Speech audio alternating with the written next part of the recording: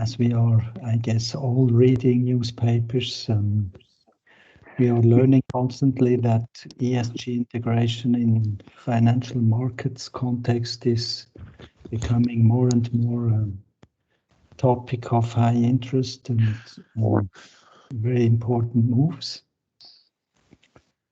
And the landscape between all the different interests which are involved in asset management becomes more and more complex and more challenging.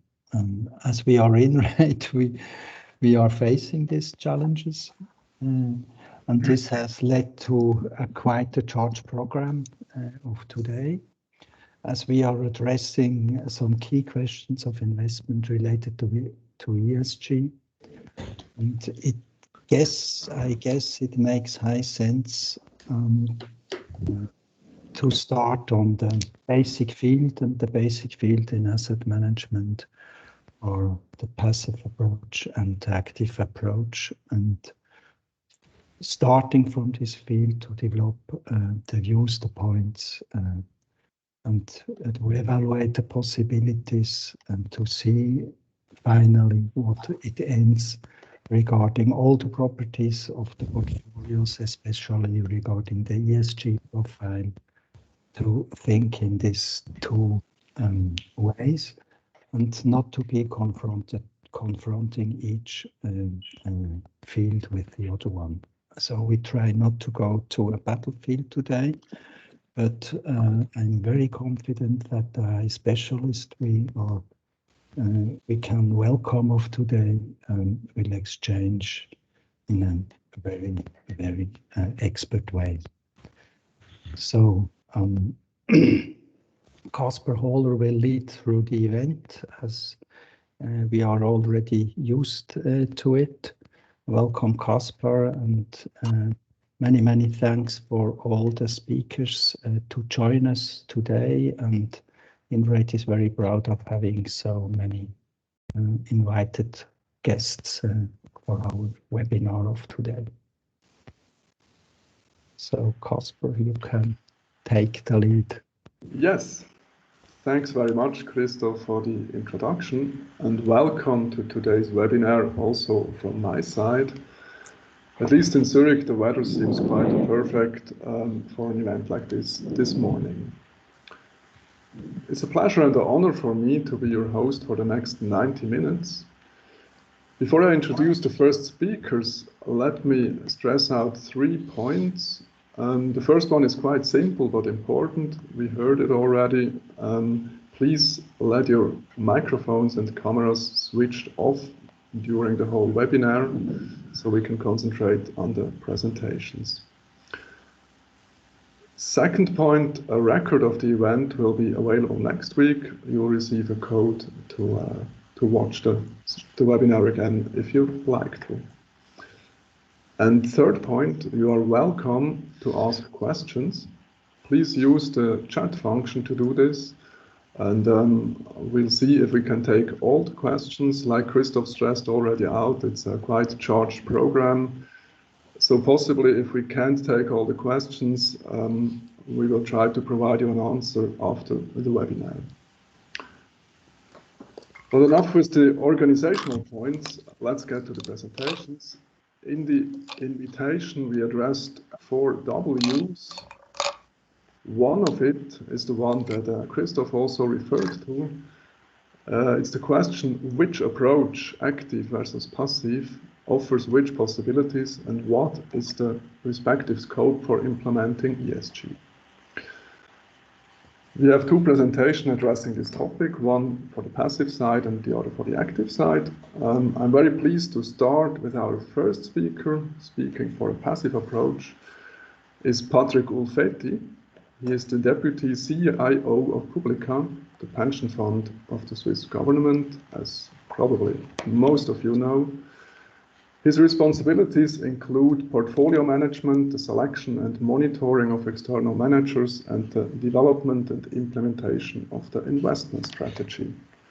Patrick, we are ready to listen to you.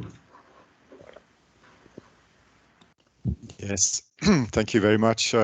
Thank you. See you Bahr, later. and also Christoph for Yeah, your just so I want to introduction. take the stuff for the kids. Yes. Okay. Miriam, if you can just maybe switch off your microphone. All right. I will start with the first. I don't know what's in him. I don't always know. Okay. I would like to start with the my presentation. First slide. Thank you very much. Just a brief overview of Publica. As Kaspar mentioned, it's the pension fund of the Swiss government, but we actually manage 20 pension funds, including the ETH pension scheme, as well as FINMA, Red Cross, and others as well. With 42 billion Swiss francs, Publica is the assets under management. It's the biggest pension fund in Switzerland by assets. And I think one point I would like to highlight on this slide is you see the asset management, the total asset management expenses, which are roughly 20 basis points, which is of course a very low number with a T ratio of below 14 basis points. And there you can see that this is where the passive side comes through, in the sense that passive managed accounts are usually not the most expensive ones. Then I would go to the next slide, please. Right, so we started our approach, which we call responsible investment approach, in 2015 at Publica. So it's I would say fairly recent, and we're still in the process of developing this approach. And I would say we are both a passive, but also in some sense an active investor. Why this combination? For instance, as I said, for the listed part of our portfolio, we are quite close to a passive approach. For equities, it's 100% passive, but for others like private assets, private real estate, for instance, or private infrastructure debt, it's an active approach. And of course, for real estate in Switzerland, it's an active approach, I would call it this way. So as you see on this chart, we have 3 pillars. Our strategy is composed of those. The first one is the one that we think is really key for all institutional investors, and that's to take their rights, but also responsibility as shareholders or owners of companies by engaging and also by voting. Despite the fact that we even as Publica, we have a very small stake in all those companies that we own. We have a portfolio of roughly 7,000 to 8,000 titles throughout the world. And therefore our share in each company is very low, but we think the signaling and also the engagement with companies, both in Switzerland but also abroad, can lead to change in behavior of companies over a very long-term period. You need to be patient there. So that's a key component. The second one of our pillar is we try to integrate aspects of sustainability or responsible investing throughout our portfolio by doing several things. First of all, we carry out on an annual basis strategic risk analysis, where we prioritize risks to be analyzed that can have material effects on our portfolio. So starting in 2015, we analyzed stranded assets as one of the key risks in our portfolio. And we took the measure of excluding coal producers in 2016 as a result of this analysis. So this is one example of a negative criteria that we would apply today in our portfolio. And then we have certain asset classes like infrastructure, private infrastructure debt, where we have a pretty decent allocation to renewable energies, and also some other social housing projects, education, etc. So this is what we would call positive criteria, but not in a, it's part of our overall investing in those asset classes. So it's not a special bucket. And finally, coming back to the strategic risk analysis, because this is a central part, and climate has really played a key role over the last 5 years, I would say, in terms of being prioritized as one of the highest issues to be addressed in our investment strategy. We launched last year the Climate Efficient Equity Index, which I will present in a minute. But maybe just to finish on this slide, the third part on real estate, I think this is where we are an active investor, I would say, and where we can have the most direct influence on any CO2 emissions there. So we've been working hard with our real estate people of Publica to define a path to reduce our current emissions over the next 10-15 years. Of course, according also to the revised CO2 law, which is currently debated in Switzerland.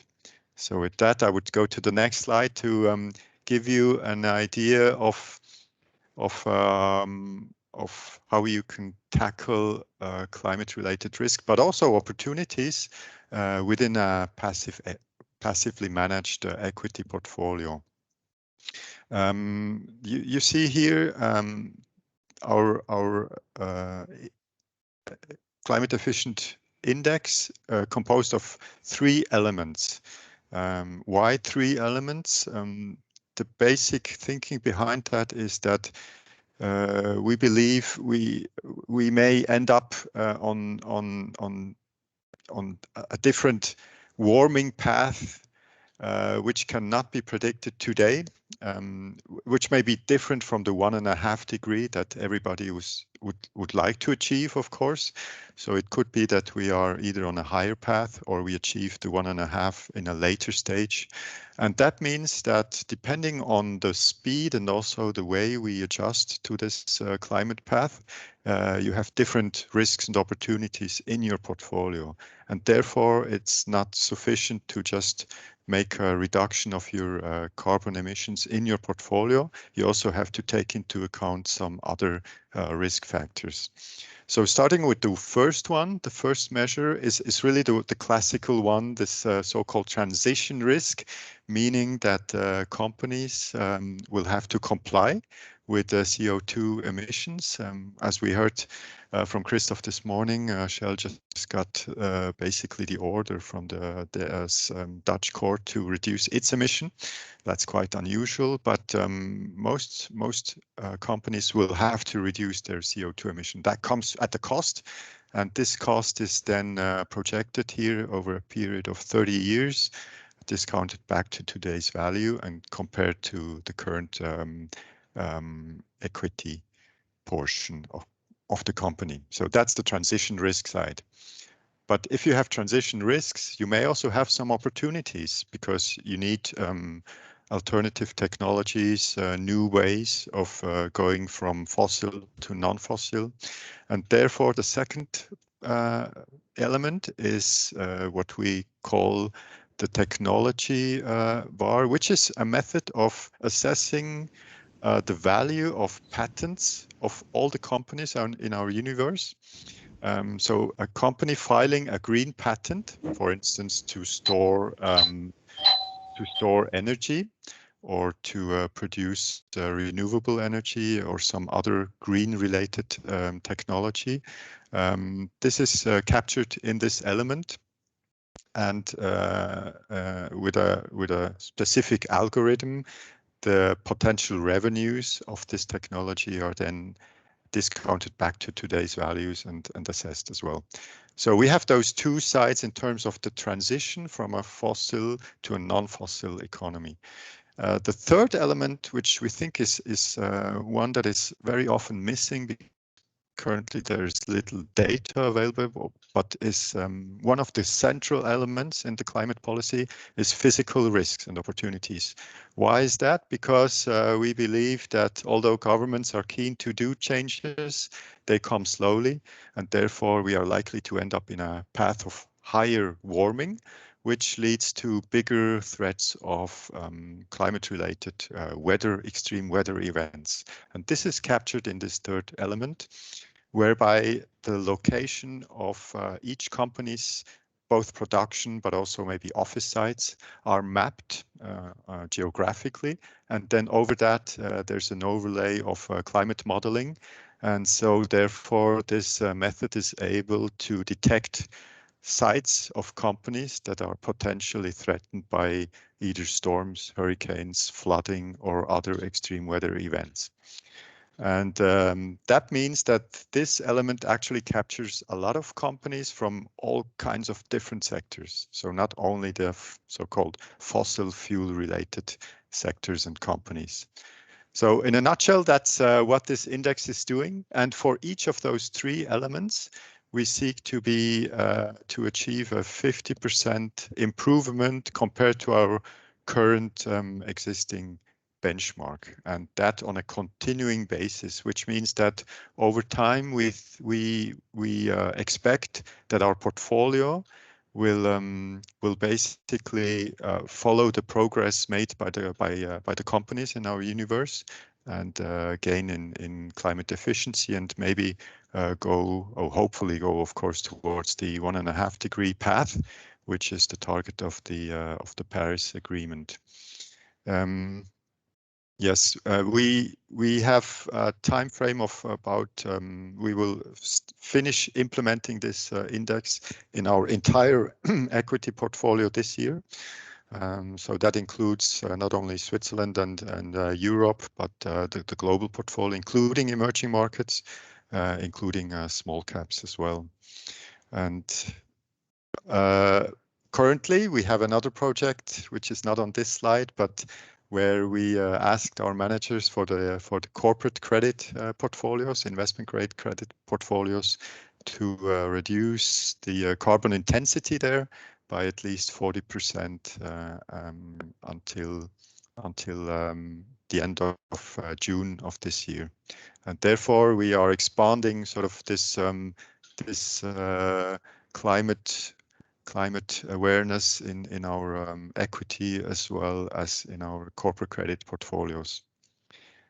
The primary reason we are doing that is that we want to capture the biggest tail risks, but also tail opportunities, and I think we can do that, especially with this climate efficient index in a rule-based method, which is highly scalable. With that, I would like to hand over. Thank you very much for your attention, and I'm open for questions or questions later on, of course. Then, with that, I give over to Caspar. Thank you.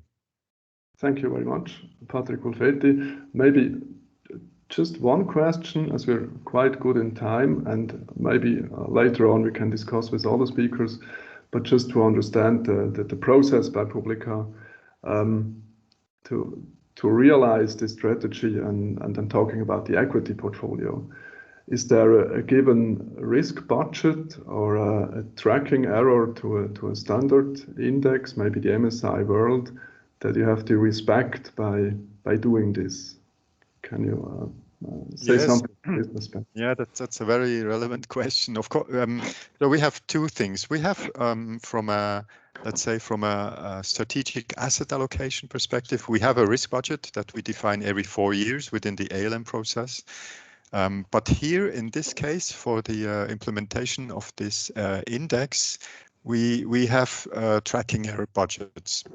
And our objective when we developed this index together with Carbon Delta and MSCI was to have a solution that would fall within our current tracking error budget, which was possible. So we actually didn't have to increase our tracking error budget for this purpose. But I would like to add maybe that our existing benchmark is a factor-based one. So we have already some factors in. We have minimum volatility, we have size, and we also have value. And therefore, this previous portfolio had a higher tracking error compared to the standard MSCI benchmark. But the addition of a climate overlay did not need any additional tracking error budget for the moment. This may change as we see some progress made by the companies themselves. It may be getting harder to achieve a 50% reduction in all those parameters or improvement in all these parameters. And therefore, over time, we may have to either adjust our tracking error or maybe our ambition to make the improvements. Yeah. Well, it would be a good reason to lower the ambitions when everybody moves in the right direction. So it could be a good sign when you have to reduce them, as I understand you. Yes, I would hope that in maybe 10 years' time we don't actually need that index anymore. Okay, thank you very much, Patrick Ulfetti, for the moment. I hope we can come back to you with questions to all speakers. I would like to advance to the next presentation, showing the active part of the asset management. For this, I invite Ralf Seitz and Julius Agnesens to activate their camera and micro. Ralf Seitz is a lecturer at the University of St. Gallen, HSG, as well as CEO and owner of Finreon, and a member of several boards of directors and trustees. The NZZ has repeatedly ranked him among the most influential Swiss economists. The co-speaker of Ralf is Julius Agnesens, who works at Finreon as well. He is head of investment solutions and member of the executive board. Ralf Seitz, Julius Agnesens, I invite you to speak. Thank you very much. Thank you very much for listening to this very short presentation about ESG implementation, and I will give you a short, very short introduction of what we are doing in implementing, I would say, like rule-based approaches, and I will give you two ideas of rule-based approach and how ESG can implement it in this kind of portfolio construction process. So let me start with the first example. Here on this slide, you can see this is a collaboration we have together with the SIX, with the Swiss Stock Exchange, since a couple of years now, since almost 5 years. And 5 years ago, in 2016, what you can see on the left-hand side, we launched the so-called a new index that had tilts to the well-known factor premias like value, size, momentum, and so on. And this index is called SPI MultiPremium. So it's basically consists of an SPI underlying universe with tilts to factor premias. And also you see in terms of the performance expectation, even the big large caps or mega caps like Nestlé, Novartis, and Roche have been performing very well in the recent times. Also, this was the case. This index, and this is an official index of the Swiss Stock Exchange, had been able to outperform the traditional SPI index.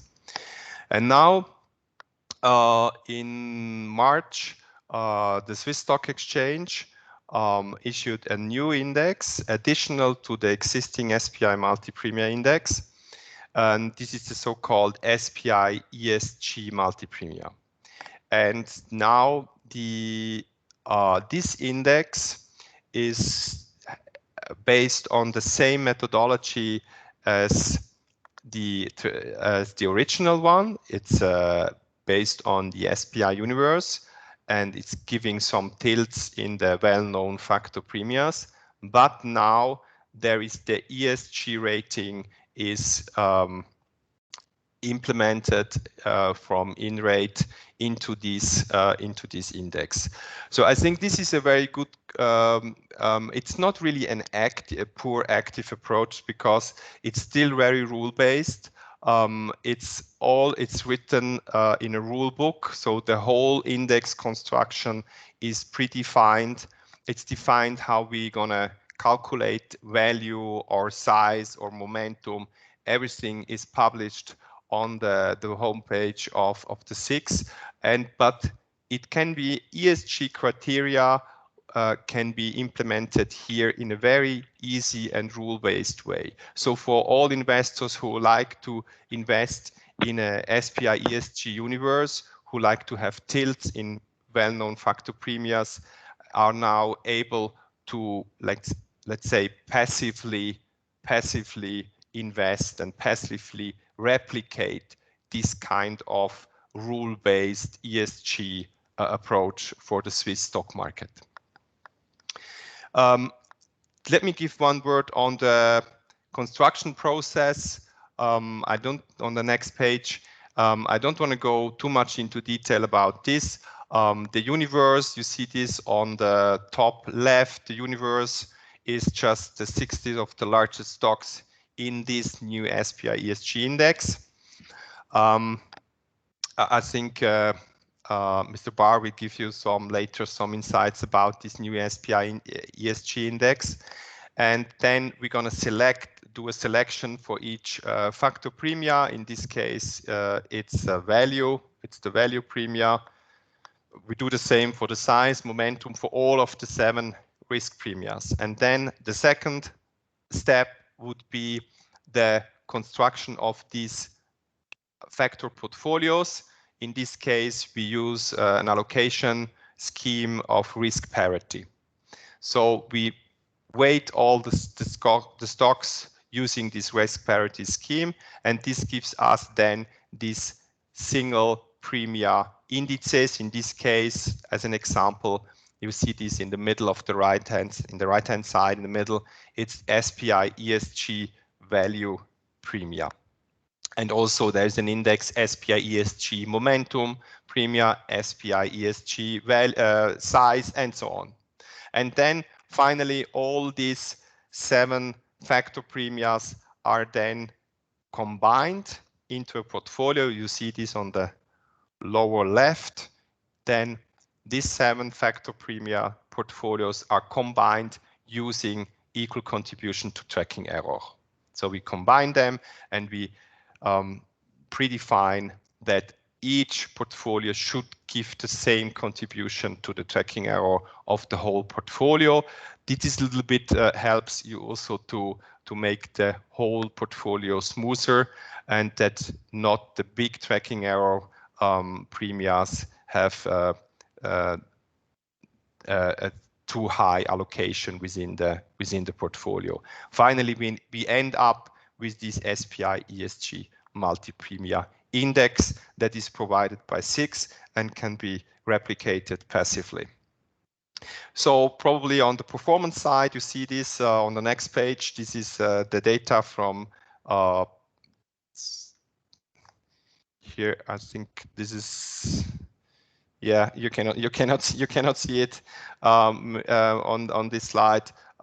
You see that the performance, it was from the data from the SIX since 2004. This was like an outperformance. You see this on the right-hand side of plus 2.7% per year. That is a novel performance over the traditional SPI index. So this was the first example of a rule-based approach.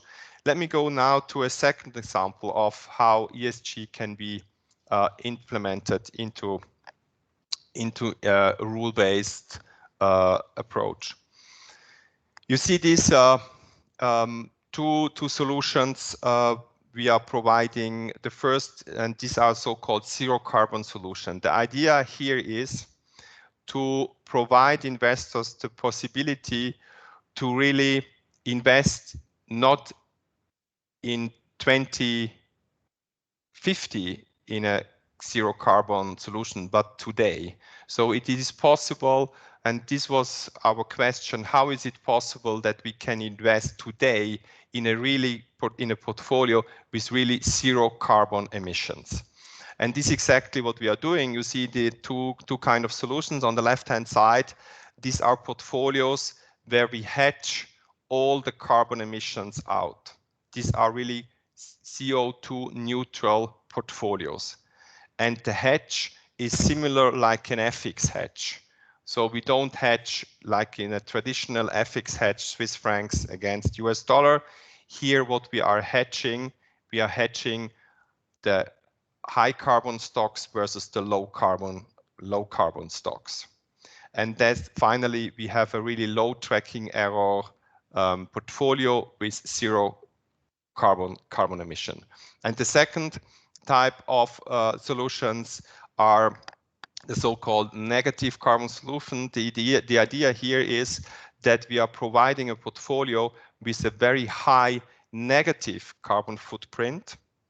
And this very high negative carbon footprint can be added to an existing portfolio, let's say in this case equity portfolio, but even it's possible for bond and mixed or multi-asset portfolios as well.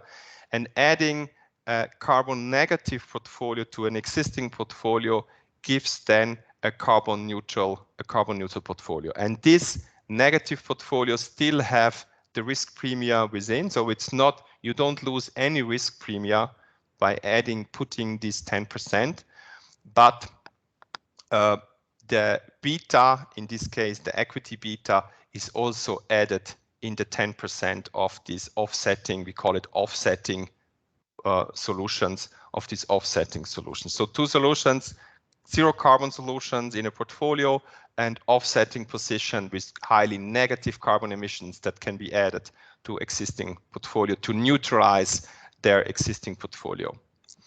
The idea behind this, and you see this on the next page, is we are using really a very classical ESG approach here. It means, what means classical ESG approach? It means it's the indirect approach. Indirect in the sense of the investors, they have the choice to put their money, to give the money to companies, to the green economy or to the brown economy. But if they are giving the money or they're putting the flows of the assets into the green economy, so the investors, they can have an impact on the companies. And then, of course, the companies have an impact on the world, on the total carbon emissions. Because at the end, the companies have to change the world. The companies have to reduce their carbon emissions. The companies have to produce new products with lower carbon emissions. The companies have to do the innovations. So it's not about a direct way that an investor can directly, like putting out carbon emissions or putting out the carbons, CO2 from the atmosphere. It's not about this, it's about the indirect way. And this is always in ESG investing. It's about investors, what they can do, they can allocate their assets. And in allocating their assets, in a sense that we can have putting pressure on the companies that they are following a sustainable way, is the only thing investors can do. And this is also a lot of literature. I just put some literature, academic literature here on this slide that shows really investors, they can have an impact on the companies, on the cost of capital, on the price of the company, on the management, and so on, that really the company are forced and pushed pressure to reduce the carbon emission in this case. And this is exactly the approach we are following. You see this on the next page, how the hedge is working in our on the next page. Yes, here you see what we are doing. We are like swapping or hedging the low carbon, the green economy versus the brown economy. So we are like swapping 200 low carbon stocks to 200 like roughly 200 high carbon stocks. Everything is neutralized. We are neutralizing the industries. We are neutralizing the factors. We are neutralizing FX, countries. So everything in the swap is neutralized except for the carbon emissions. And we're always looking for pairs of stocks who have like the same business or similar business model, similar income streams, and that can be swapped.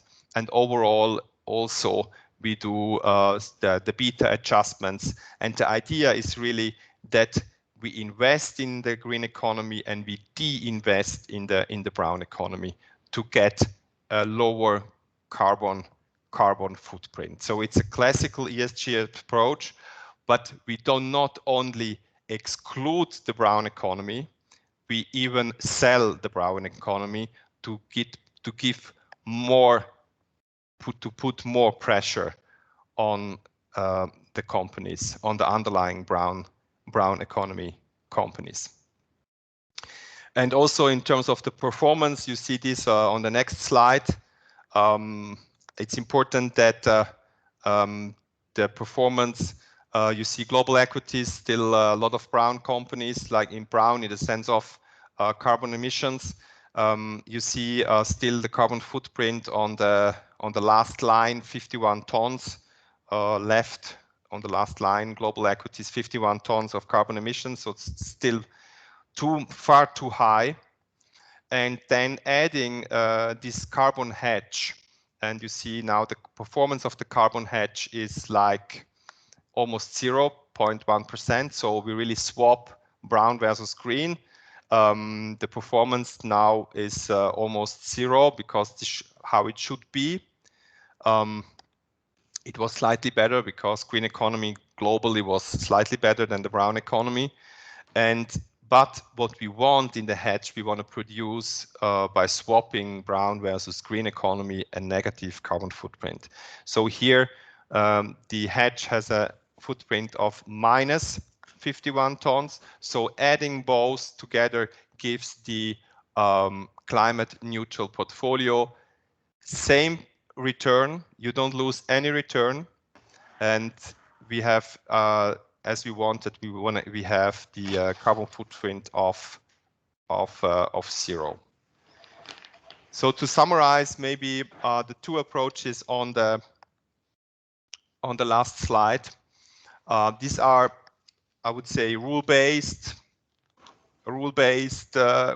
approaches that incorporate ESG criteria.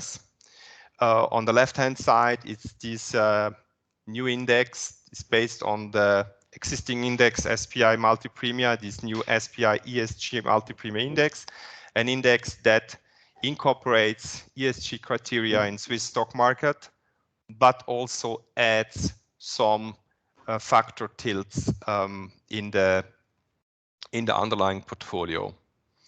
And on the right-hand side, you see the zero carbon solutions. The idea here is really to invest in the green economy, to de-invest in the brown economy, to put really pressure on the brown economy, a classical capital market approach, and to lower the carbon emissions, even to get them to zero today. Yeah. Thank you very much. Thank you very much for the presentation. We have very interesting questions in the chat, but I would propose to address this later, especially, for example, the question of the impact of not investing. Maybe we learn more in the next presentation. Before going to this question, I would like to just shortly ask one question. Please stay short because we have to go on in the time. But concerning your first approach, this SPI ESG MultiPremium, you said you can replicate it passively. Would you say it is an active approach or is it a passive approach in your thinking, or referring to this active and passive world? Yes, this is a good question. Passive. If passive is only market capitalized market cap portfolios, then it's kind of active. But also for me, it's like passive in the sense of it's really everything is written, how we're gonna select the stocks, how we're gonna value them, and so everything is rule based. So it's not active in this sense because we think that there are risk premiums on top. So it's maybe a little bit active, but still a lot of passive rules that are inside this. Okay, thanks very much. So we see already from this first two presentations, there is not black and white in active and passive, but there are more shades of gray where you can put the different approaches in an order between totally active and totally passive market capitalization. I have shown as well a raised hand, but I will propose to go on so that we have enough time to have all presentations and hopefully take some questions in the end, be it on the chat or be it by raised hands. Next speaker is Regina Schwegler. She is addressing another one of the double we presented in the invitation. Why is impact measurement key and how can it be done? I think Regina is the perfect speaker to tell us more about this question. She is working for Inrate with Infras since 2007. She is head of research, and one main focus of her work is set on the development of the impact rating methodology. We had a webinar about this last autumn. Maybe you were there as well. I'm pleased to pass the word to you, Regina. Thank you very much, Caspar. As you already said, I will elaborate a little bit about how sustainability can be measured. First of all, about the question, what should be measured, what would be the right thing to measure, and then how to measure the right thing right. And the second part would be about how sustainability can be managed. So starting with what should be measured, for sustainable investing, no matter why you do that, be it reputation, risk return, or be it ethical values, or that you want to invest according to global goals, such as the Paris Agreement or the Sustainable Development Goals, what you need to know is the impact of your investment and what you can achieve with these investments. So what is impact, first of all? I've brought a little picture to explain a bit more what we mean when we talk about impact. You see a company, and the company has impacts, of course, on the economy. It produces goods and services. It uses labor, capital resources, natural resources. And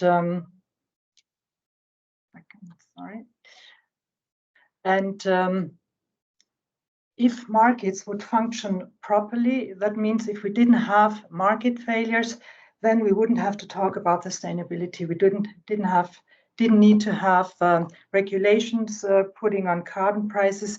Then the impact on society and environment would be a good one. As Adam Smith says, with the invisible hand, the price mechanism would lead to a good result. But as each of us knows, we have big market failures that we are facing, such as CO2 emission causing global warming. We have a huge biodiversity loss. So this is where sustainability comes into place, and that's when investors need to start investing in a sustainable way. So sustainability impacts, in our definition, are those impacts that that occur because of market failure. These are the classical extra financial impacts on environment and society. Most of those impacts are external effects. For example, carbon emissions cause a damage to poor countries mainly and future generations, which is not actually paying for. And what is important to see that the impact mostly comes from the products and services that a company is producing, and they happen along entire supply chain. For example, for nutrition, they usually happen in the supply chain. When we talk about cars or flying, transportation or living, like heating, it's the product usage and also disposal. So you need to look at the entire value chains if you want to know, if you want to measure sustainability impacts. So when we talk about a positive impact, we mean that a company is contributing to sustainable development, and this is done by reducing market failure. If a company contributes to that. Negative impact would then be if a company hinders a sustainable development, meaning that market failure is maintained or is even being increased. This is very theoretical. I will get a bit more practical and concrete later on.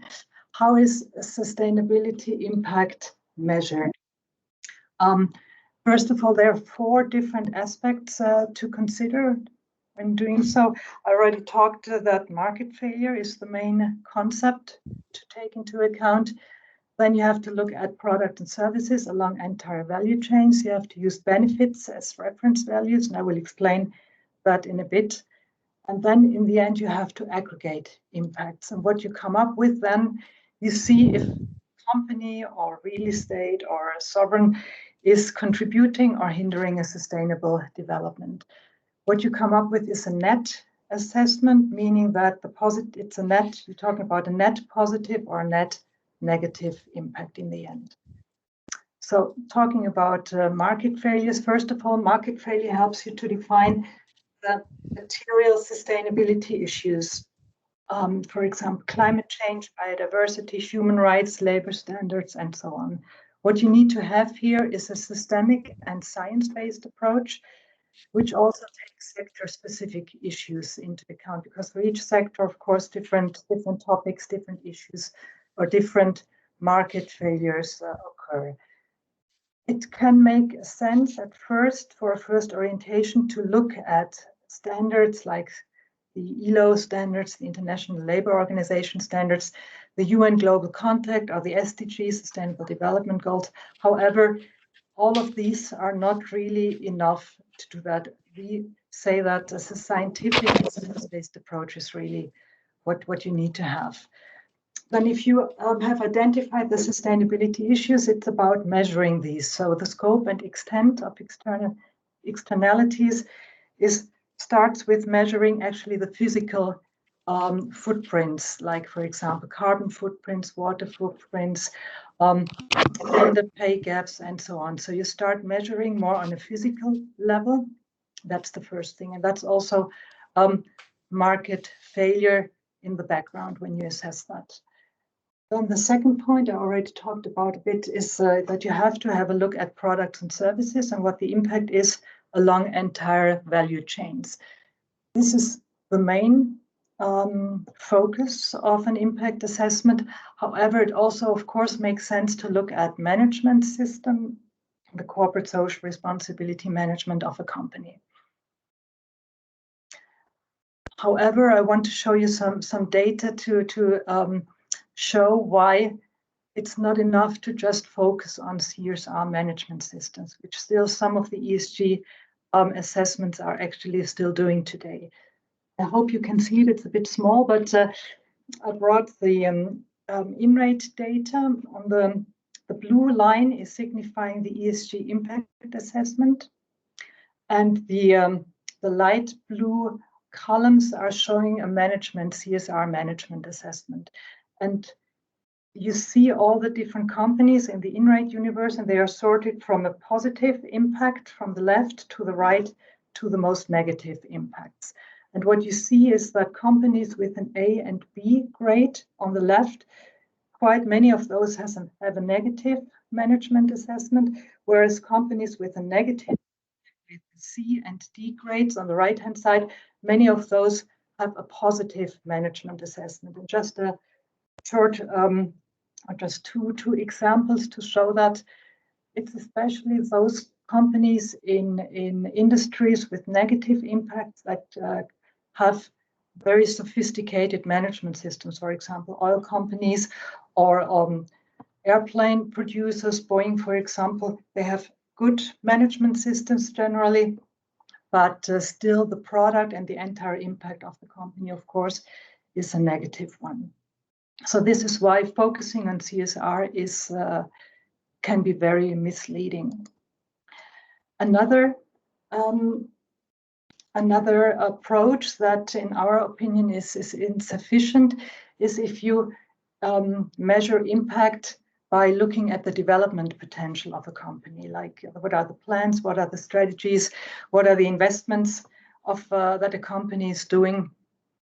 It is an important part of an impact, but it should not be overrated. The question will always be, will those plans be realized? Will the strategies be realized? Will the investments be successful? And when will that be realized? I just brought one picture which says that basically that a company can make plans for strategies, come up with strategies, but the strategies that are being realized in the end, partly some of them were planned at first, others emerged over time, and some of the plans strategies were not realized in the end. This is just to say that some plans that maybe have brought up never were intended to be realized. This picture, I don't know if you know St. Peter Church in Zurich. It's supposed to signify the time pressure that we have, for example, for climate change, biodiversity. This picture was taken at 3 p.m. 2 years ago during a climate strikes and shows the solidarity of the church towards the climate strikes. So just saying that if you say that companies with positive plans have a positive impact, I would more sympathize with Mr. Seitz saying that we can already now invest in companies that are already now climate compatible and are already today part of the solution, and not maybe sometime in the future. So I'm now coming to the third point, the reference values. What I said is you need to assess starting with physical carbon footprints, but the question is now, is a certain physical climate impact, for example, is that a positive or a negative impact? And to make a judgment here, you need to look at what are the societal needs that a company is contributing to with its products and services. For example, transportation is a fundamental need, societal need. And if you want to see if a certain footprint is a positive or negative impact, you have to compare the different means of transportation. That means air traffic versus road, ship traffic versus public transport. For energy, for example, you would compare the footprint of nuclear power versus fossil versus renewable energy. Or another example, the nutrition sector, from a sustainability point of view, you need to compare meat with vegetarian food, organic with conventional cultivation, healthy with unhealthy food, and so on. So this is what helps you to come from a physical footprint to an actual impact evaluation. Then the fourth point is you need to aggregate impacts. You have, for example, carbon impact, water footprint, social footprint, and so on. And for investors to come up with investment decisions, you need to normalize, aggregate them.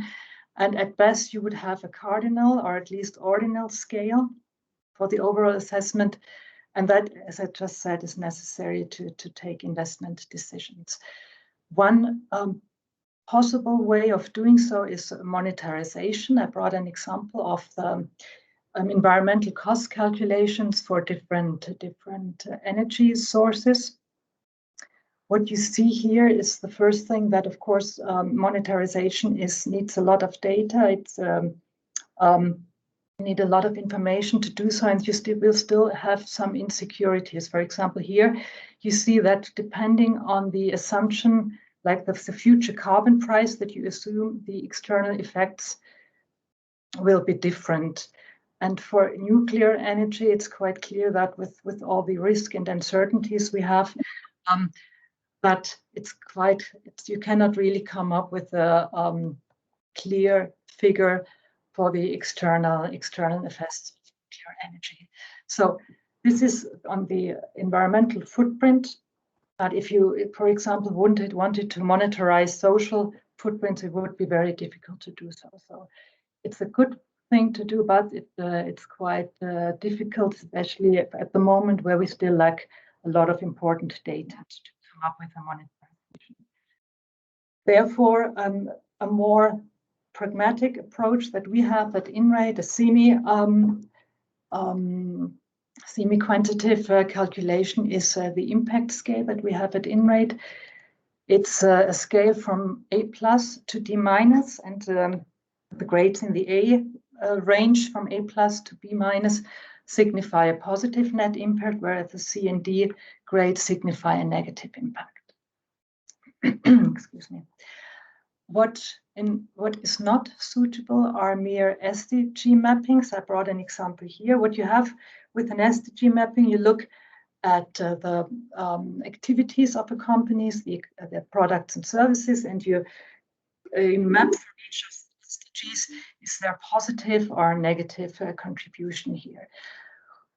An SDG mapping is quite good to see where the strengths and weaknesses of an investment, of a portfolio, and it's good to show the trade-offs between investments and portfolios, but it's certainly not enough to come up with decisions. The picture remains too complex.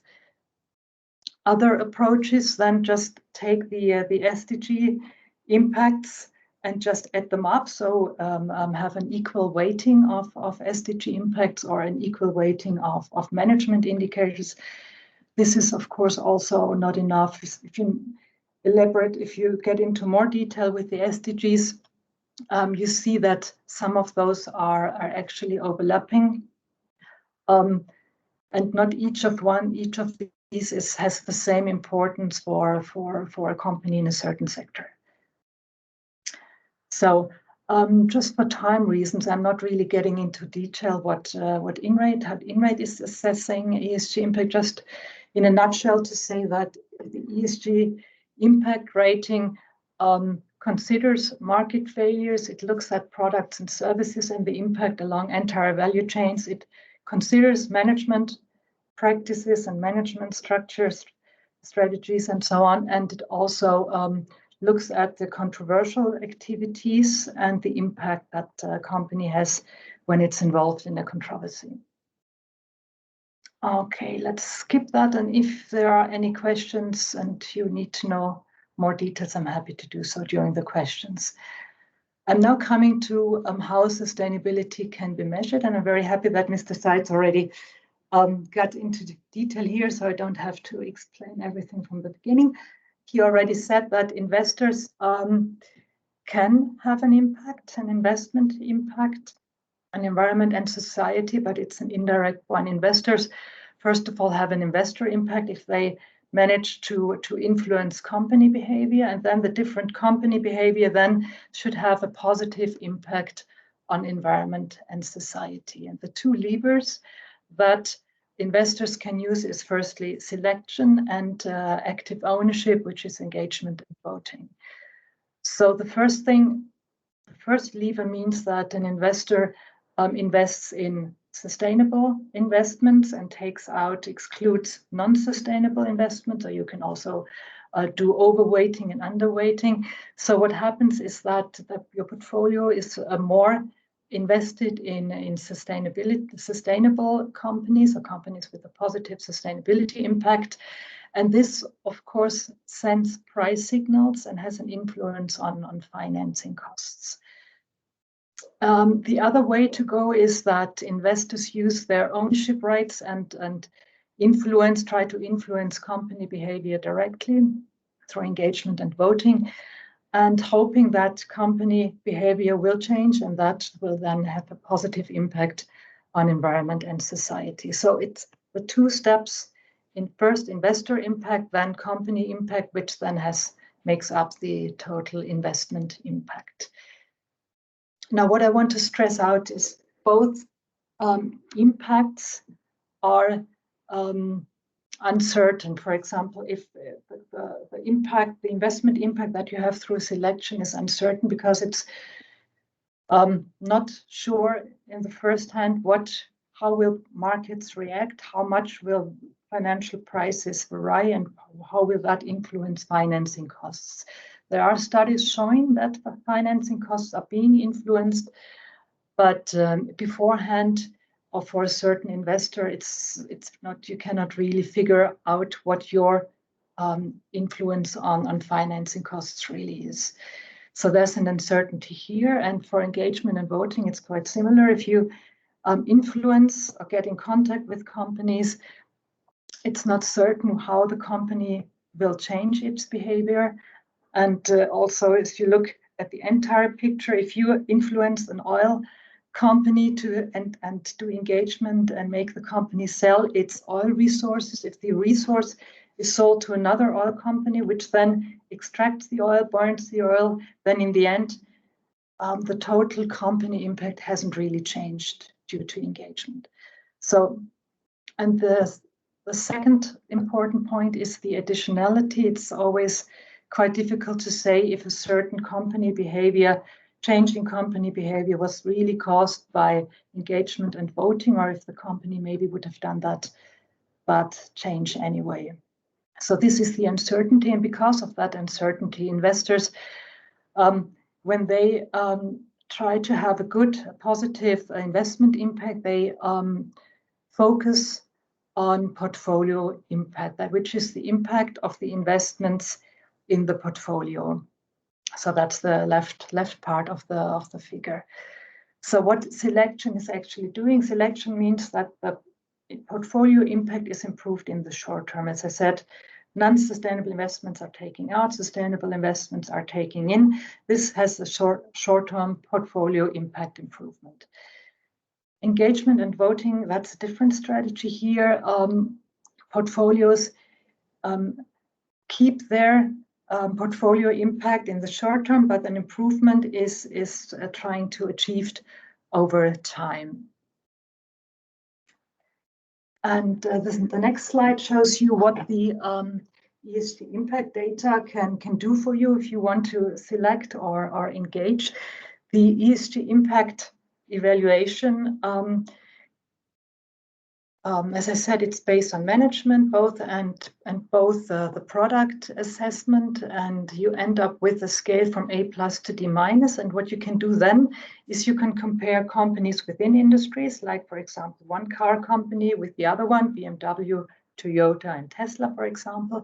Or you can look at a certain service sector, like, for example, the transportation sector. And here you can compare airports with companies in the public transportation sector, or you can make other comparison, like compare Swisscom with Glencore. That's what you can do if you have that assessment, absolute assessment from A to D. Like this shows what happens if you select based on the ESG impact. What you do normally, you start with the benchmark, and then you start phasing out companies with a very negative impact. For example, the brown column here on the upper graph is phasing out all the companies with the D+, D, and D-. The next one also phases out C-, the next one C, and the other one C+, and worse. And what happens, the more, of course, the more you exclude companies with a negative impact, the better your ESG impact becomes. That's the lower graph with the blue columns, showing that the more, of course, you exclude negative impacts, the better your overall portfolio impact becomes. And what is also interesting to see, ESG impact is an assessment that takes social and all important material environmental impacts into account, but still, if you do so, you heavily improve the environmental intensity of your portfolio as well. And these figures here, the climate intensity is based on the Inrate climate impact model, which takes into account all scope 1, 2, and 3 emissions. Another example that I brought is more based on excluding problematic issues. This is something that some investors do, for example, for reputational reasons. They start with, for example, phasing out coal, then defense, human rights, nuclear, fossil fuels in general. And we did a short calculation here to just show what happens with the portfolio if the impact, ESG impact, increases here by 15%, and the selectivity is with a selectivity of 22%. This is just a different way to go if you use ESG impact for selection. Then for engagement, of course, you can also look at ESG impact ratings. They will show you where the material ESG issues are that you should address when you engage or use voting. But it also shows you the trade-off and the problems or the boundaries of engagement, basically. Like what you see here on that graph is that if you, for example, in the energy sector with utilities, energy company, if you really want to make a big impact improvement, it would be quite hard to engage with coal-fired power plant and engage so that the company switches to renewable energies. Studies show that engagement is more successful where the costs for a company are lower. So on the other hand, like where engagement is quite successful is when it comes to improving CSR management and processes. But here, as you see, the impact improvements are lower than if you would change entire business models. So I'm now coming to the conclusion. So the main points of my presentation is sustainable investment is always about impact. And if you want to have a positive impact with investments, you need to have reliable data, which are science-based, encompassing, and comparable. Impact is always about assessing market failure and about looking at the products and services and impacts along entire value chain. Investment impact is always in the end uncertain because it's an indirect influence that you have. So the main focus of an investor is to manage and assess portfolio impact. And when it comes to selection and active ownership, it's probably most successful to use selection and then complement it with engagement and voting for those sectors and topics where it's promising. Okay, that's thank you very much for your attention, and also happy to answer your questions. Thank you very much, Regina. I guess you didn't realize it, but you addressed already some questions out of the chat. For example, what is the impact of not investing in a company, or what is the effectiveness of active ownership and of divestment? So I would propose to go on to the last presentation, and hope I can address some questions to all of the speakers just after the next presentation, Regina. Thank you very much. And we come to the last presentation. As I said, one key for successfully investing along ESG principles is the choice of the benchmark. We saw this already in the discussion with Patrick Wolfetti. SIX has launched new ESG indices. We addressed this topic already in other presentations. And these indices address the need for especially for Swiss equity and bond to have a benchmark, but also to have an investable benchmark. The last presentation of today is dedicated to this topic, and it will be held by Christian Bahr. Christian Bahr is head of index services at SIX. He is responsible for the index business, and he has broad-based experience in passive investments and indices, as well as many years of experience in the market data business. So I'm very glad to welcome Christian Bahr for his short presentation. Thank you very much, Caspar, and good morning, everyone. Let's move to the next slide immediately to give you a quick overview what SIX is doing on the index space.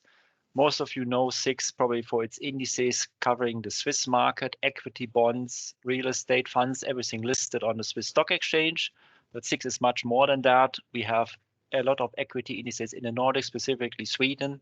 And since last year, SIX and the Spanish Stock Exchange, BME, merged, we also have an index, or we also have the indices that are measuring the Swiss market, Spanish market. In the Nordics, ESG is already well established. The first ESG type indices were launched in 2004 already. And now we have seen a lot of appetite in Switzerland as well, and therefore we can move on to the next slide already to give you an idea what we have done here with our index family. So you see on the left, on the equity side, in dark, you see SMI, you see SPI. And what we realize is those indices are intensively, we know that these indices are intensively used by institutional investors. But we also know institutional investors, they are interested in and how does ESG perform in the Swiss market? And therefore there was no ESG index available to show really how this market segment behaves. And therefore we looked at this SPI as the broad Swiss equity index and the SBI as the Swiss bond index and said, okay, let's create an ESG version for it, at least to provide investors the choice to compare traditional indexing and the ESG version of it. And this is what we then launched this year in February. And you see this then, the SPI ESG, the SBI ESG. And as you might know, there are many indices out there, and clients have also different preferences, how they want to slice and dice or define ESG. Therefore, we already launched a couple of further indices since then. You have heard one was mentioned earlier in the presentation. That's the SPI ESG single factor, multi-factor indices that we brought out. We have ESG screened indices on the bond side. So we see the transition, but also the development of ESG is continuing. We receive more and more requests on indices. And we can also say these indices that were launched in February are already quite successful. A lot of pension funds have started switching benchmarks to the ESG version, but we also see that completely new business is coming into those indices. If you now move on to the next slide, I would like to show you, quickly show you, there looks, the page seems, yep, you can go to page 49. That's great. Would like to show you a slick slide how we constructed the SPI ESG and SPI ESG weighted index on the equity side. Seems like the label, the image has been tilted a bit in the presentation, but I think that doesn't matter really. If you look on the left, the basis, the big blue box, that's supposed to be the SPI. And then we have done two versions of ESG indices. We did a lot of client conversations last year to discuss, to understand really what is the need there. And we came up with one version which is based on exclusions. So we're looking at the ESG rating provided by Inrate from A+ to D-, and we say we screen out all the companies that are below C+ and that have critical sector revenues more than 5%. So this is the gray box that you see at the bottom labeled exclusions. So we're ending up with a smaller universe of companies. In addition, we created another index which is ESG weighted. This index also applies the exclusion criteria, but further will over and underweight companies based on the ESG rating. So companies within the A rating receive a plus on the weight. Companies that are in B or C+, they will be underweighted relatively. One big question is always how often do we rebalance those indices? This was also, there's a trade-off between the transaction costs and how closely do you update the information. So we decided to follow the general process that we do a big index review in September, but the adjustment of the ESG rating. So in the ESG weighted index, if a rating is changing, we would update this all on a quarterly basis to reflect an earlier update. If you move on to the next slide, you can see which sectors we consider critical business activities. We don't need to read all the details, but you just looked at the pictures of the icons. You see it's about adult entertainment, it's about weapons, tobacco, alcohol, firearms. So these are very standard definitions that we see in the market. And we're very pleased that we can use the data that Inrate is providing to us and create this index. I would also mention here, we always receive also requests that clients like to adjust those criteria. So we open also for customization here if there's a need to have an index which has a higher weight on certain criteria or requires additional information. If we move on to the next page, I have a graph here showing how the index looks like in the end compared to the overall SPI. On the top right, you see the SPI ESG. In red are the companies that qualify our screening. These are 139 companies. Currently, there's no company in Switzerland with an A+ rating. We're still looking for that. Hopefully in the future we'll have that. And then you see on the left in that bar next to the 139 companies, you see the exclusions, and the majority of companies are excluded from the SPI because they are have insufficient ratings, so they're between C and D. We have also companies that do not have a rating yet, so that's something that is eventually work in progress. So we don't have insufficient data. These are 4 companies, and it's not a surprise. I think in the Swiss market we do not have that many companies engaged in critical sector activities, so we only have 3 there that are excluded. If you look at the chart at the bottom, the SPI ESG index, it's the same number of companies, 139. But the weighting is additionally increased for companies that have a high rating compared versus the low rating. So, but this is a linear factor. So in theory, at A+ companies should get a boost of a factor of 2 in this index. Our goal with these indices was to have a broad reflection of the Swiss market, to be very diversified.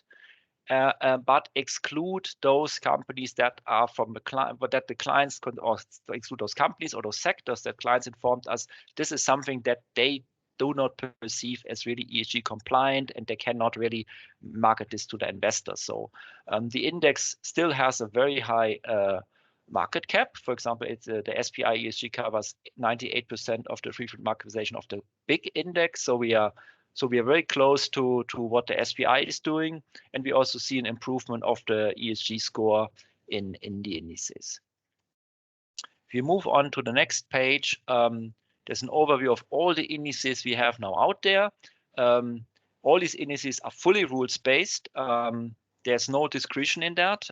SIX is owning those indices. We have the rule books. We decide how we integrate the ESG data into the construction. And then we come up with a set of equity indices. You see 3 listed there on the top left. We have launched the strategy indices, as mentioned by Ralf Seitz earlier, the SPI ESG MultiPremium. This was taking an existing index and creating an ESG version, and to support customers to transition to the ESG index. And then we launched a long list of fixed income indices. Fixed income in general, because you have multiple dimensions like credit rating, you have domestic or foreign issuers or corporate. Then you end up with more indices, and these indices are also intensively used in the pension fund industry. And all of those, this is the nice thing about this ESG approach. On the equity and on the fixed income side, we're using exactly the same screening criteria. So you can really compare in the Swiss market, wherever you are on a pension fund, you can be sure if a company does not fulfill the ESG criteria on the equity side, their bonds won't be in the fixed income indices as well. So I think this is something we have no one else has achieved so far, to have this consistency in place.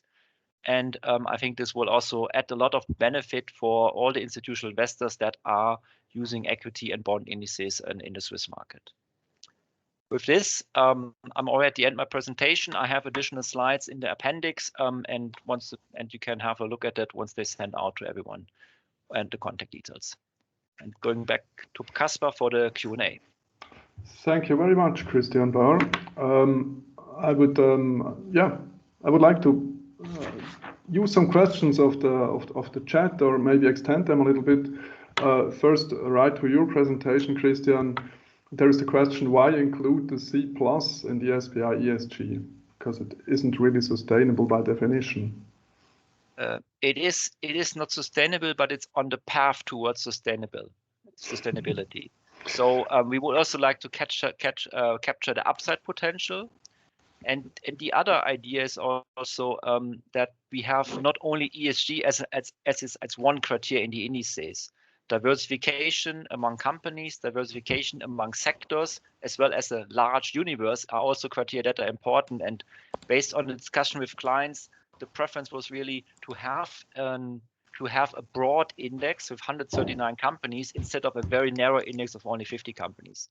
Therefore, they decided not to apply stricter ratings, but we are open if there's a need for that to apply even stricter, we can do that.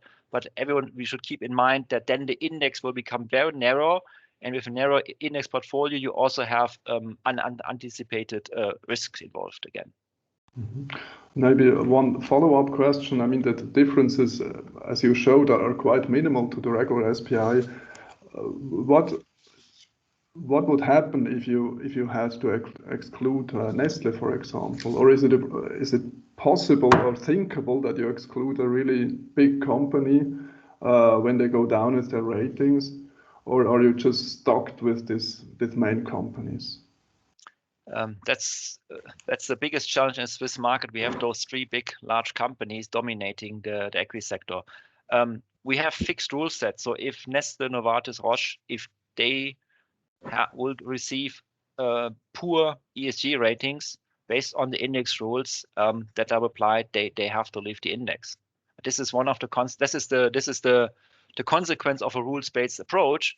And if those companies are not ESG compliant and clients want to have an ESG compliant index, they shouldn't be in that index.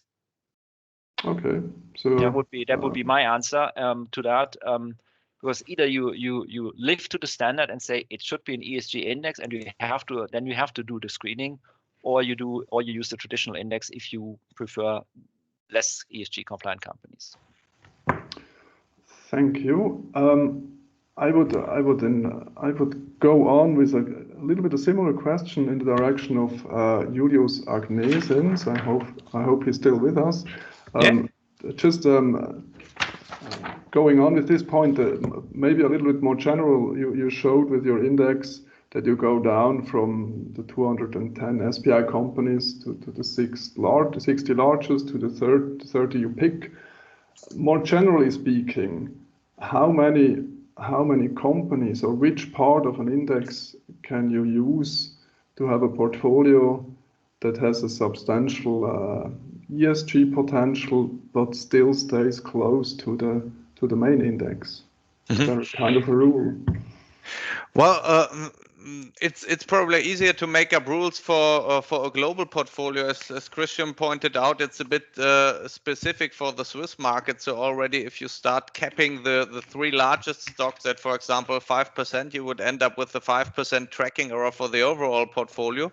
So in the end, it's always a trade-off whether you're interested in absolute risk, may it be volatility, or may it also be ESG risk, climate risk, and so on, or whether the relative risk is more important. And obviously with these type of solutions, I think it holds for the SPI ESG as well, but also for the SPI ESG MultiPremium. It's always a bit of a trade-off, because in the end, the goal is to get investors into those solutions in order to have price impact on the companies. So I think it won't be a help for anyone if the tracking error goes up so high because the index is so radical that no one will want to invest in it, and that's kind of the difficult trade-off, especially in Switzerland.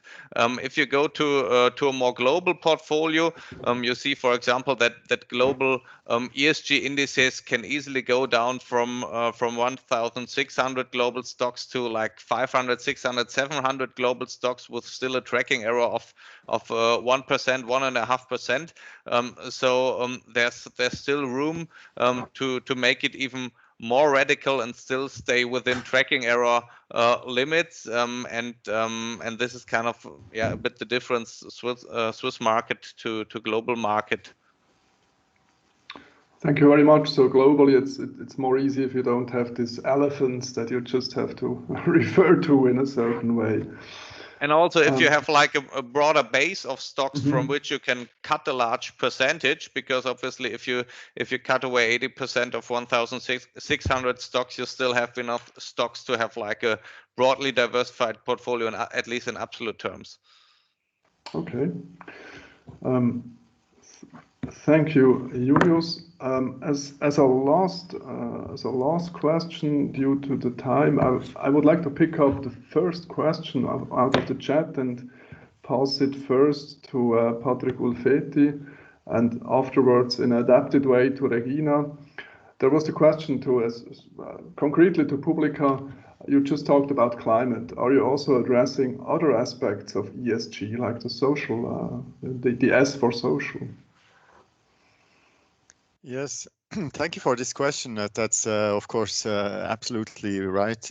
It's not only climate, and in fact, what Publica is doing is screening its portfolio on a regular basis, and most of the engagement and also the voting, I would say, is actually on other topics than the climate. So it's either social, it's governance issues, but it can also be environmental accidents as well. And therefore, we screen for the 3 ESG elements. We don't have any specific preference for one or the other. We do that with external providers. That was the question also. So in Switzerland, we work together with Inrate for the engagement with Swiss companies, but also for the voting recommendations, which we all publish on the website. So if you would like to see how Publica is actually voting for those companies, please visit our website, and then you can see exactly item by item how we voted on different issues. Regarding our broader universe, so for companies outside of Switzerland, especially emerging markets, of course, we work with SVVK, so this Swiss Association for Responsible Investing, and there we also have an external provider that's doing the whole engagement for all the members, because the engagement requires specific resources, actually a lot of resources and know-how. We will not do it ourselves. Yeah, I hope that answers the question. Yeah, I guess so. I hope also to the person who posted. Last question, Regina. You showed us the impact methodology. Basically, and without getting too long, with this methodology, you can address all the aspects of ESG, not just climate, but also social aspects, or you can basically address each topic that you like. Is this correct? Yes, basically that is correct. We, as I already said, we look at the market failures for each sector. We write sector studies looking at what are the specific market failures, important sustainability issue for a certain sector. And then we look at the possibilities for overcoming those market failures. And that's the basis for our methodology, rating methodology, sector by sector. So we have, of course, climate, but we also look at like resource usage, land usage, water, emissions, toxic waste in general. On the social side, we look at the impacts on customers, like is the product providing good value, or is it damaging consumers, for example, with alcohol, tobacco? Does it have detrimental effects? We look at what is the effect on society, on health systems. What about neighbors and all the other stakeholders? What about governance, like the owners of the company and so on? So we have a very encompassing approach to covering the major environmental and social governance topics. Yes. Thank you very much, Regina. And thanks to you from my side, dear speakers. Thanks for your attention and for your patience, dear visitors. I hope this webinar has a certain impact also in a remaining sense for you, that you can take something away and use in your activities, in your investing. And I'd like to pass the word to Christoph for a final wrap up. Thank you very much. Yeah, thank you very much. I mean, we have heard so many keywords, and we are a little bit restricted by the time. I will write it. I will make a little bit summary and send to all the participants of the webinar in a few days to come. I have some learnings. Maybe two basic learnings. Switzerland is always different. I knew it, but I had to remember to be remembered. The world is grey. There is not something like the bad versus the beautiful versus the ugly, or the bad versus the good one.